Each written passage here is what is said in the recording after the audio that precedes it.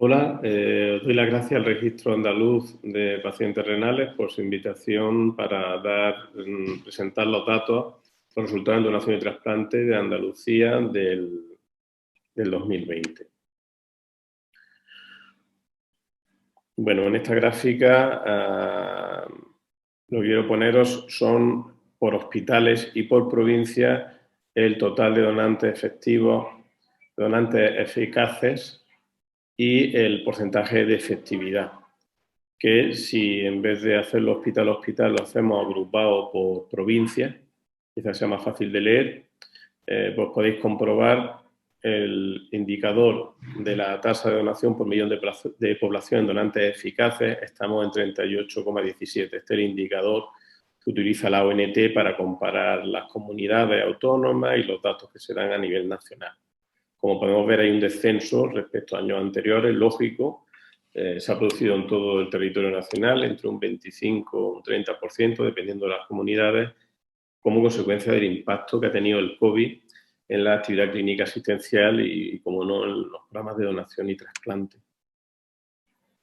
Aquí podemos ver también por hospitales y por provincias el número de donantes que ha habido de muerte encefálica, donantes a corazón parado y total de donantes.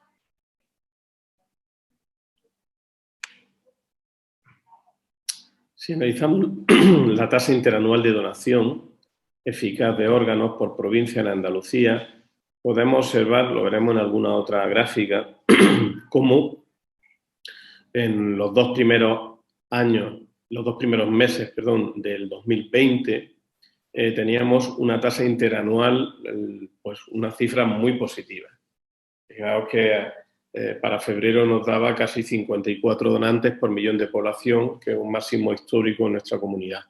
Sin embargo, a partir del mes de marzo y a lo largo del resto del 2020 podemos comprobar, tanto a nivel autonómico como a nivel provincial, cómo ha ido impactando la pandemia en la tasa de donación hasta finalizar en estas cifras que estáis viendo de 38 prácticamente donantes por millón de población. Aquí en esta gráfica se ve mejor la gráfica de la tasa interanual, como pues desde 2015 a 2016 hay un aumento progresivo, en torno a 2017-2018 hay una estabilización y desde 2019 hasta principios de 2020 hay una nueva progresión que, como consecuencia del impacto del COVID, a partir de febrero-marzo del año pasado se produce ese descenso que hemos comentado. Si analizamos en cuanto a los donantes renales eficaces y efectivos y el porcentaje de donación renal efectiva por provincia de donación en este periodo que estamos viendo del 2020, podemos comprobar cómo los totales de la comunidad autónoma son unos buenos resultados. En muerte encefálica son resultados mejores que en asistolia controlada. Asistolia no controlada ha habido una actividad mínima este año, como lógica de la ocupación de los sistemas de emergencia médicos extrahospitalarios y la no poder dedicarse a este programa, además de garantizar la seguridad tanto de los receptores como de los equipos de donación y extracción, ¿no? Pero en cuanto a la asistolia controlada, podemos observar que el porcentaje de donación renal efectiva quizás es inferior al esperado en algunos programas, probablemente porque coincide con que son los programas de los hospitales que tienen desplazamiento de equipos móviles para hacer donación en asistolia en hospitales que no tienen esta posibilidad. Cuando se desplaza un equipo pues, para lograr un donante hepático, pues en ocasiones riñones que están un poco al límite, se aprovecha que se desplaza el equipo para hacer una evaluación de esos riñones y lógicamente pues no se consigue el mismo porcentaje de efectividad. Si el análisis lo hacemos por rango de edad, lógicamente en donantes jóvenes tenemos un porcentaje de donación efectiva superior a los donantes añosos. No obstante, hay más de un 40% de donación efectiva en donantes de más de 80 años, con lo cual bien seleccionado sigue siendo un grupo de población que hay que seguir considerando para la donación renal. En cuanto a la evolución histórica, en cuanto al número de donantes, aquí se puede ver el impacto en las cifras totales, ¿no? Llevamos pues, prácticamente 4 años por encima de los 400 donantes al año y fijaos el impacto en el 2020 por el COVID, ¿no? Pero el porcentaje de efectividad se mantiene similar. Quizá un poco más alto este año, pues porque debido a las circunstancias los equipos han sido más selectivos a la hora de montar un dispositivo de extracción y de trasplante, ¿no? Pero se ha mantenido similar al periodo de los últimos 5 años. En cuanto a la negativa a la donación, aspecto importante porque sigue siendo el elemento que más impacta en la pérdida de donantes válidos o potencialmente válidos, pues nos mantenemos unas cifras muy buenas por debajo de un 15% de negativas, concretamente en el 13,5%. Y teniendo en cuenta más que ha habido provincias que normalmente no tienen esta tasa de negativa, como Almería y Cádiz, que normalmente tienen una tasa negativa inferior, pero bueno, que seguramente toda esta situación que estamos viviendo hace que los resultados de este año no sean extrapolables, ¿no? Si nos hubiésemos mantenido en las cifras habituales, pues podríamos haber tenido una tasa de donación, de negativa a la donación, pues en torno al 10%, ¿no? Que hubiese sido un muy buen resultado también. En cuanto al número de trasplantes realizados en este año en Andalucía, tenéis aquí en los distintos órganos, pues para riñón, son los 5 centros trasplantadores y se han hecho pues, estos 417 trasplantes renales que estáis viendo. La tasa de trasplante interanual pues tiene un dibujo parecido al de donación, ¿no? O sea, tenemos una progresión, aquí había un estancamiento, un descenso, también sabéis que también se está haciendo menos vivo. Y a lo largo de 2019 se produce una recuperación en la tasa de trasplante y, pues igual que la de donación, a partir de febrero o marzo, pues se produce un descenso significativo. Con todos los pacientes en lista de espera para los distintos órganos y concretamente para riñón, excluidos los páncreas riñón, a fecha de 31 de diciembre, pues están en torno a 300 pacientes en lista de espera, pues con estos números, ¿no? 28 en Cádiz, 85 en Córdoba, 40 en Granada, 77 en Málaga y 76 en Sevilla.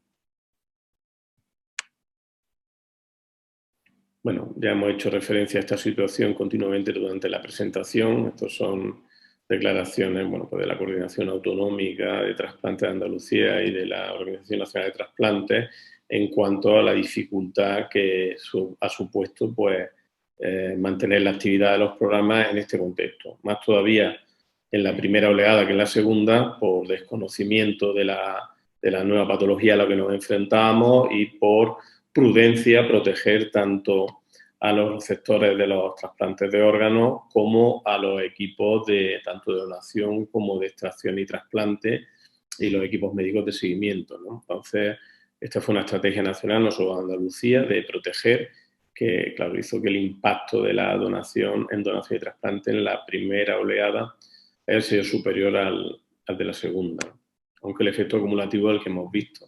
Si analizamos datos de Andalucía, este es el número de donantes eficaces por semanas y tenemos dos líneas, ¿no? La de este año, que es la que veis en color anaranjado, y la del promedio, de la mediana de 2015 a 2019, de los 5 años anteriores, que está en color azul. Este sería la declaración del primer estado de alarma, y fijaos como incluso antes de la declaración oficial ya decidimos, ¿no? Consensuamos ser prudentes en cuanto a actividad. Ya se produjo aquí este descenso importante.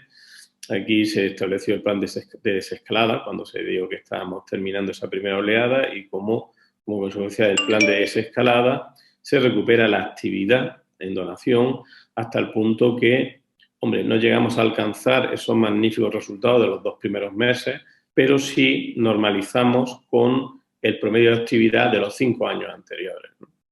Aquí tenemos la declaración del segundo estado de alarma y nuevamente se produce un descenso en la actividad de donación. Este sería el pico de ocupación de UCI en Andalucía. A partir de ahí, bueno, pues se produce también una recuperación de la actividad, pero podemos comprobar cómo tanto en la primera oleada como en la segunda se produce un descenso en el número de donantes eficaces en cuanto al promedio del 2015-2019.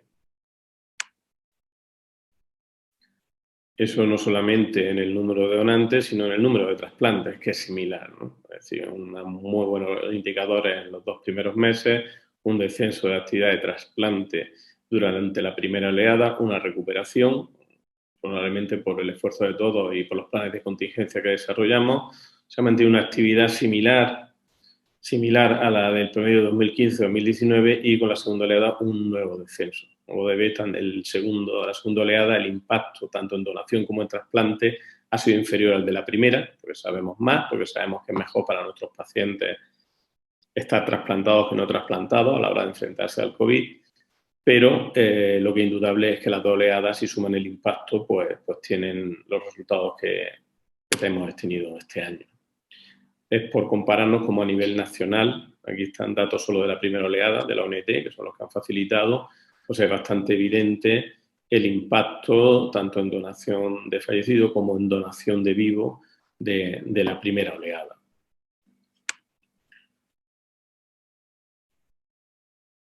Si vamos al número de trasplantes, la anterior gráfica era el número de donantes, al número de trasplantes pues sucede igualmente. Descenso de la primera oleada. Bueno, comentábamos que en la primera oleada, sobre todo, el descenso de actividad se había producido en un intento de proteger a nuestros receptores, también a nuestros profesionales, del riesgo de infección, o sea, una infección comunitaria o nosocomial. Aquí podemos ver pacientes trasplantados notificados como COVID, la tabla está actualizada 17 de diciembre, y vemos cómo en el primer semestre fueron 41 los trasplantados renales, el segundo semestre 189. Seguramente los registros son mejores también o más exactos en el segundo semestre, ¿no? Pero se ve cómo se produce ese aumento.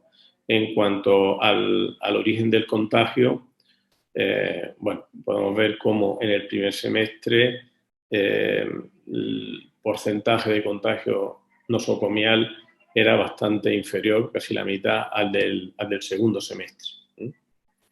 Y si vemos la evolución de los pacientes desglosada por órganos, pues podemos observar cómo el porcentaje de fallecimientos en el primer trimestre, la primera oleada, que se corresponde con el primer semestre, es afortunadamente inferior en el segundo semestre, aunque hay que destacar que todavía tenemos un número de pacientes, hasta 27, que no está recogida en la evolución completa.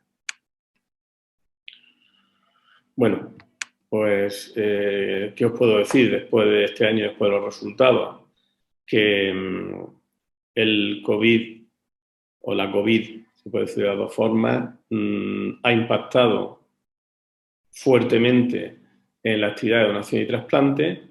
Sin embargo, el sistema ha sido capaz de, con el esfuerzo de los profesionales, con lo que hemos ido aprendiendo de la enfermedad, con el desarrollo de planes de contingencia, tanto de repliegue como de despliegue, ser capaces de mantener una actividad, como habéis visto en las tasas interanuales, que es similar a la que hemos mantenido durante 2015-2019.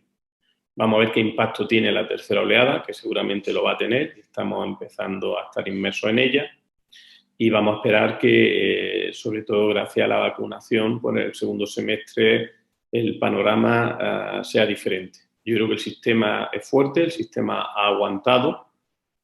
Saldremos con cicatrices, saldremos cansados, pero ha aguantado y yo creo que hemos aprendido mucho para, por si desgracia tenemos futuras pandemias de estas características, pero yo creo que los resultados van a recuperarse los que empezamos a tener en los 2 primeros meses de 2020 en cuanto como digo, la vacunación se haya extendido a la mayoría de la población y estemos en el segundo semestre del año.